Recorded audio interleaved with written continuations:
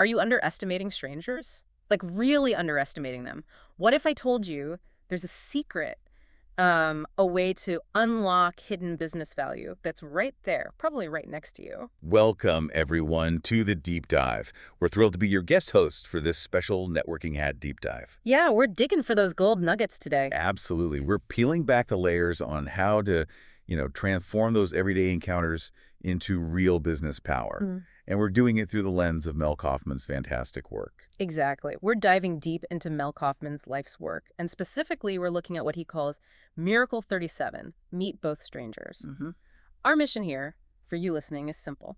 Pull out the practical stuff, the actionable insights from Mel's work. Those gold nuggets. Those gold nuggets. So you can turn maybe a casual chat into, a powerful opportunity. Honestly, Mel's approach, it could really shift how you see everyone you meet. It really could. It's quite a radical shift, actually. Mel really emphasizes seeing the value, often the hidden value, in every single interaction, not just the obvious ones. Okay, let's jump in then. Right. Let's get to the heart of Miracle 37. Starting with something Mel calls the double-edged loss. It's a big warning he gives. Yep, right. He says, basically, don't get so enamored by stranger number one that you forget to introduce yourself to stranger number two. He doesn't mince words, calls it a double-edged loser. Wow, double-edged loser. That phrase, it really cuts through, doesn't it? It does. And he says it's not just a small mistake. The impact is, well, way bigger than you might think. Okay, let's unpack that. The first edge Mel talks about, he's crystal clear on this. When you ignore that second person, he says, you will lower the self-esteem of the professional you ignored. Now, just pause on that for a second. It's not just, missing a potential contact. It actually goes against a core idea Mel often talks about, which is actively raising people's self-esteem. Right. It's about making people feel valued. Exactly. Yeah. And when you disregard someone, even if you don't mean to, you're kind of sending this message, aren't you? Like, you're not worth my time. And that can genuinely stick with someone. It can hurt them. And frankly, it can hurt your own reputation, too, in subtle ways. It's like an emotional cost, a relationship cost. And that emotional cost, which is already pretty significant, leads right into the second edge. Yeah. This one's maybe more tangible, often more financially painful. Okay. Mel warns that the person you overlooked, stranger number two, may have a Rolodex full of your future clients. Right. The missed opportunity cost. Exactly. This isn't just theory. It's a real, tangible, often significant financial opportunity just missed. Gone. Yeah. You literally walk away from potential business key introductions just because you made a snap judgment or, weren't quite present enough to say hello. It's the silent killer of networking potential, like you said. Pretty much. And I think we've all been there, haven't we? Maybe without realizing the cost at the time. Like, picture this. You're at a big conference, lots going on. Yeah. You walk into a room and someone just grabs your attention. Maybe they're super charismatic, leading a discussion, or just, have that pull. That magnetic presence. Yeah. So you naturally head over, get into their conversation, spend your time trying to connect, feeling like, yes, this is a valuable connection. You're totally focused. Locked in. Meanwhile, maybe sitting right there next to the action, maybe a bit quieter, is someone else.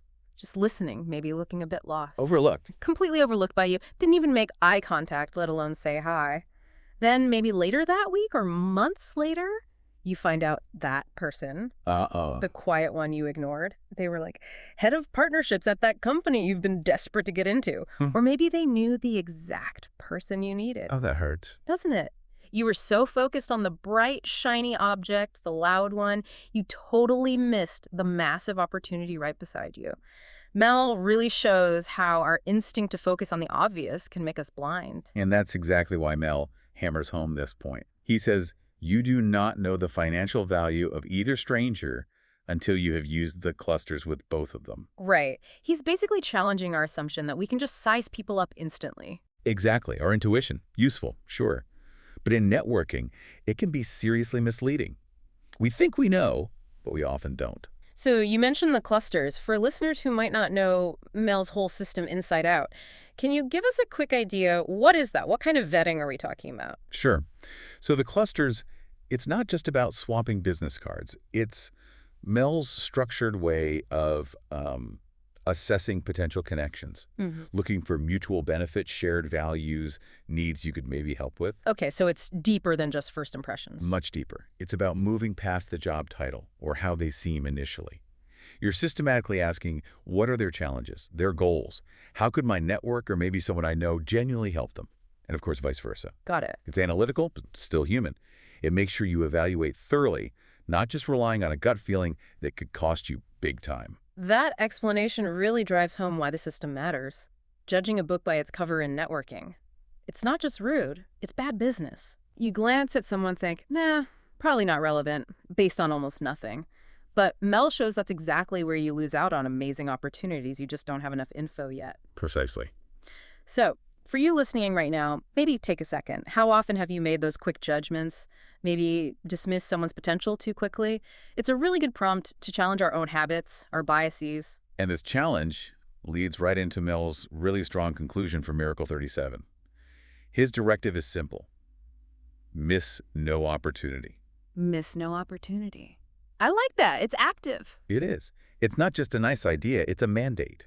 A call to actively work to, as he puts it, eliminate stranger danger.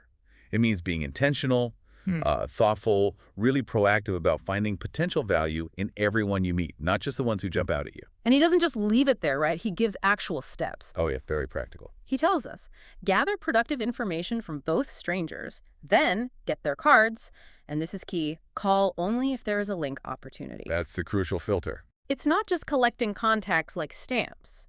It's about finding that purposeful connection, that strategic fit.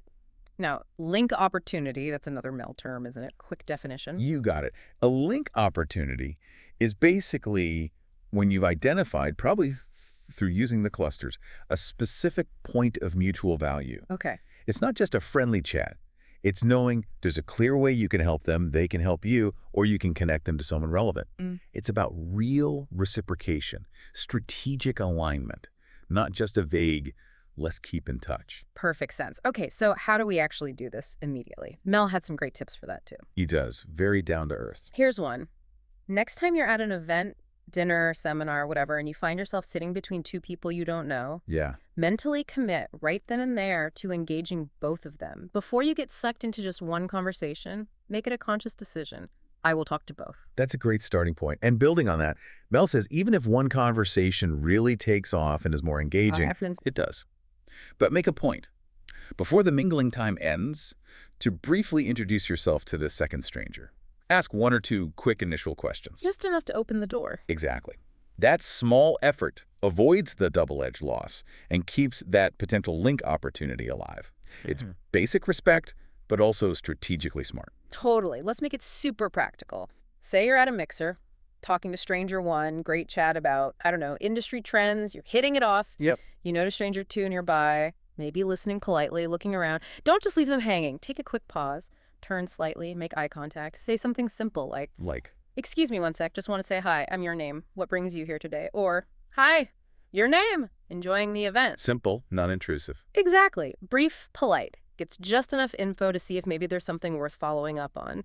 It shows respect, values their presence, and keeps that door open for the unexpected connection.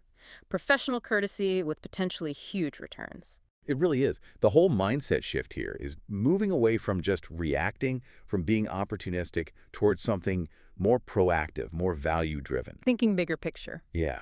Mel pushes us to see everyone as like a node in this huge network. Everyone has unique insights, connections.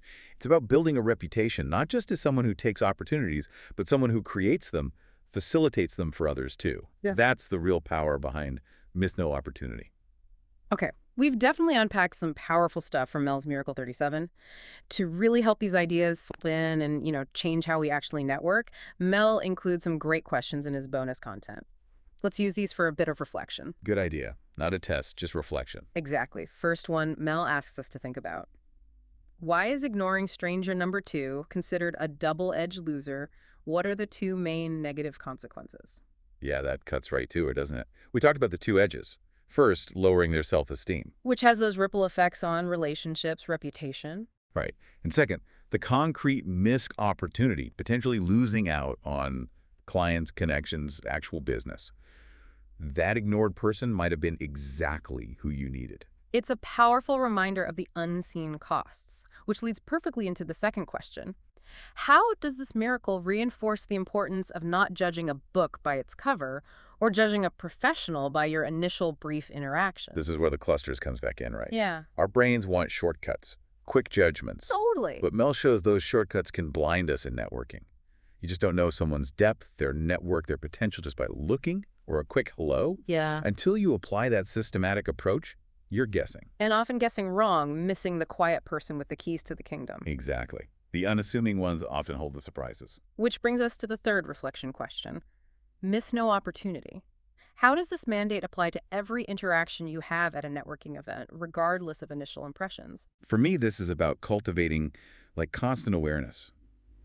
It means making a conscious choice to be open, curious, respectful in every single encounter. Every single one. Everyone. It's not about being fake.